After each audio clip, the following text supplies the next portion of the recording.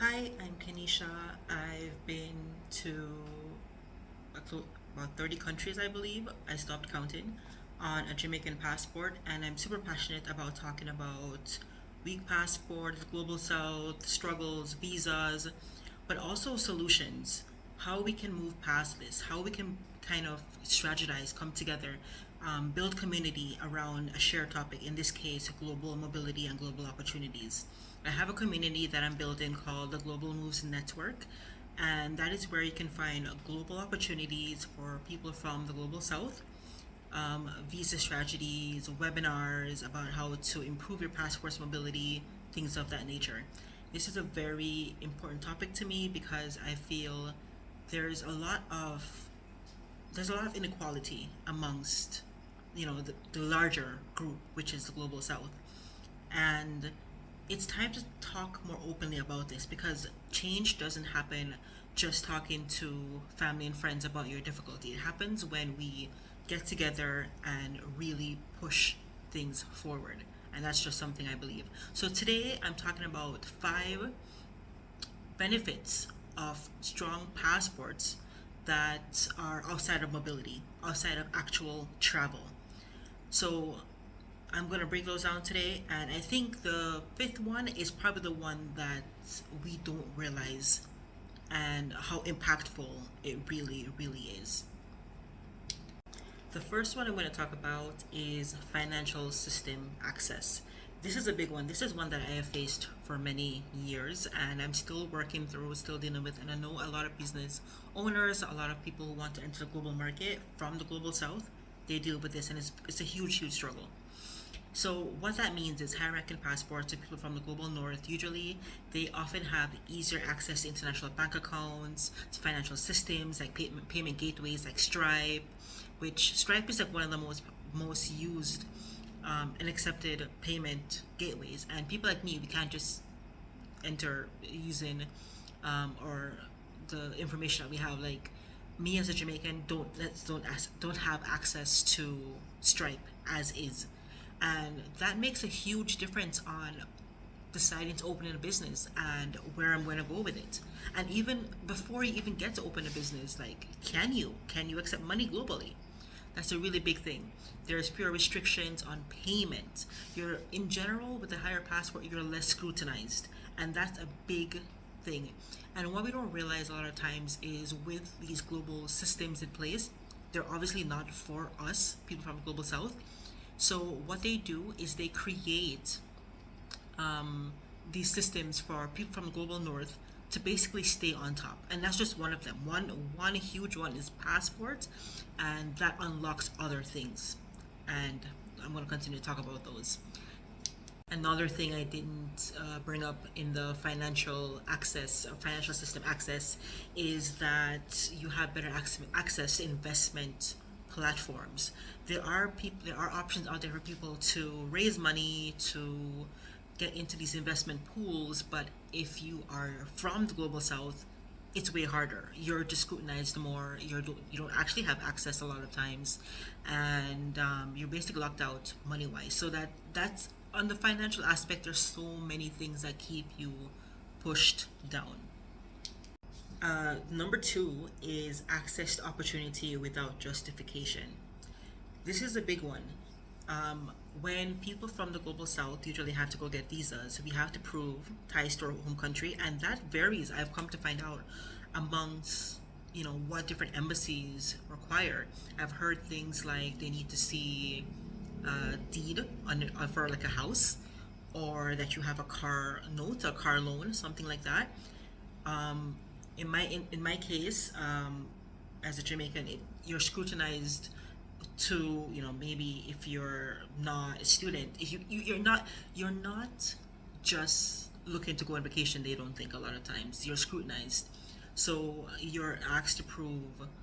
You have to get sometimes you have to book things ahead of time to prove you have the money. Obviously financial, you have to show that you have that money, so bank statements that cost money to get bank statements. um, you have to prove that you're not going to go anywhere. And I remember the first time I got a Schengen visa, that's for the European Union, and access to, I think, 26 countries. Um, I was scrutinized so hard. I went to a French embassy and they actually told me, "Are you sure you don't have a French boyfriend that you met here in Jamaica that you're trying to link up with?"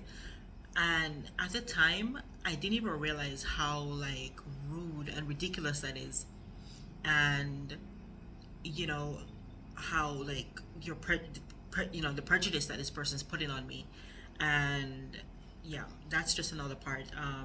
So you have to constantly be defending your motives just to be able to travel. Number three, and this is another really, really big one, is educational leverage. And we should know in general as peoples that with education, you can change classes with your level of education. It is very powerful having higher education, post secondary education. What strong passport holders a lot of times have is a pool or diplomatic connections to other countries. So things like work abroad programs, or sorry, work and travel programs between countries where it's super easy to get the visa to do so, and only like 5 countries have access to that, or scholarships. There's some scholarship pools that only accessible to some countries. Another one is there's fewer visa barriers. You're more like, as you know, if going from like in the West in particular, like going from studying abroad from the US to like Europe is super easy. Um, but to be, you're like I keep using scrutinized because you are scrutinized so much just to be just to get the opportunity to go overseas for a semester. You're looked upon as like you're not going to come back, so why should we let you go? It's a very dehumanizing position to be in, but that is something that they definitely do.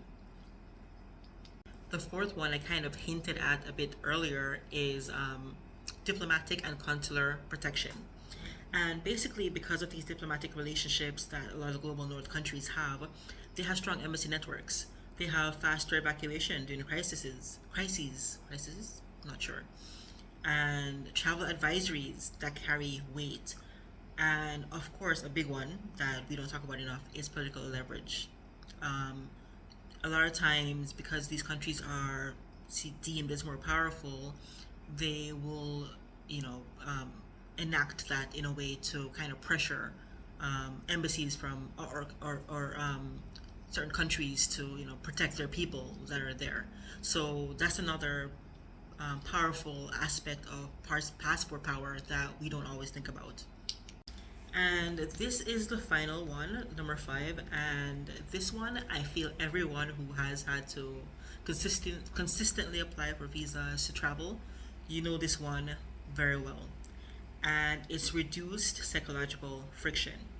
And what that means in simple terms is basically you don't have to live with like, oh, what if I'm denied, or the thought process of when you arrive. Say you do get visa. What happens when you arrive? Are you going to get scrutinized? Could you be sent back? And I've dealt with this so much. Every single time I enter a new country where I needed a visa to enter, I constantly think about that. And like I said, I'm at about 30 countries now, and I still think about that. And that's something that people from the global north a lot of times don't ever have to think about.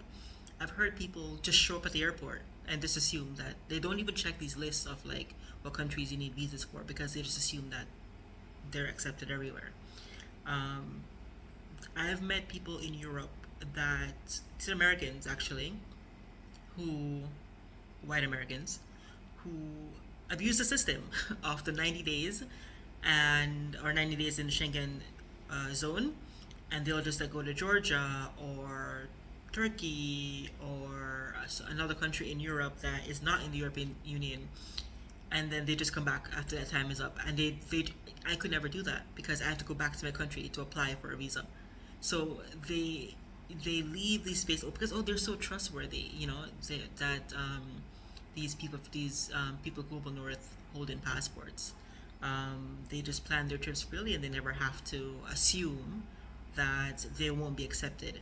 They assume that they will be accepted, and that the way that they can move throughout the world, it changes. And that's another reason why I preach so much about stand in your ground as someone from the global south, especially somebody who's brown, who's dark skinned. Like, you belong in these spaces, because for the longest time people try to put people from global north in certain boxes, and we sometimes internalize those feelings that these people have, these prejudices, these stereotypes, these stigmas that people have of us, and they're not right, and we shouldn't hold on to it just because they have it.